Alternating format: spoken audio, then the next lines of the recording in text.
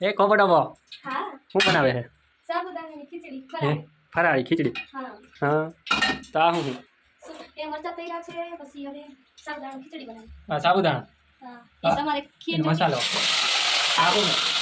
આ જે બટેકા હા. આ છે સાબુદાણા હા હા આ રીતના કરીને હવે આપણે આ ઉપર નાખશું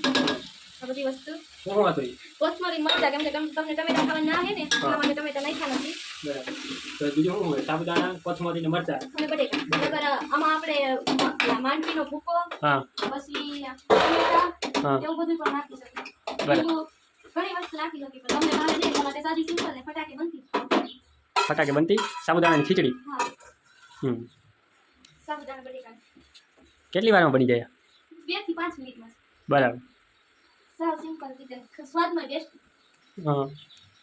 મીઠું ને એ બધું તમારા સ્વાદ પ્રમાણે તમે નાખી શકો હા બીજું તો કાંઈ નથી ને ઘણી વસ્તુ હોય કે માંડવીના બીજ જેમ કે પછી આખા બી ભૂકો હા ટમેટું લીંબુ એ બધું હમ પછી તો તમને ખાવાની ના આવે એટલા માટે આપણે એ કઈ નાખ્યું નથી સાદી સિમ્પલ રીતે કરી નાખ્યું છે હા અને ફટાકે બની જશે તો સાબુદાણા અને બટેકા કેટલી વારમાં ચડી ગયા એટલે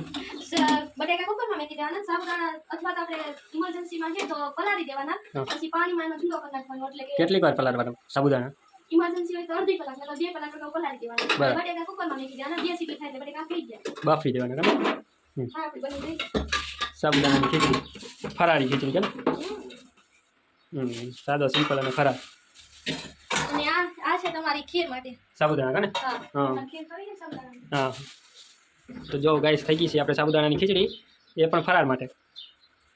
હાલો તો બાય બાય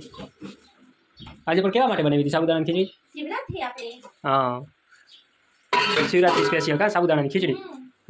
બપોરે તો બટેકા હતા એટલા માટે નકરા બટેકા નો કર્યા પછી પેટમાં દુખશે બરાબર તો હાલો તો ફરી પાછા મળીએ બીજા વિડીયો કા હા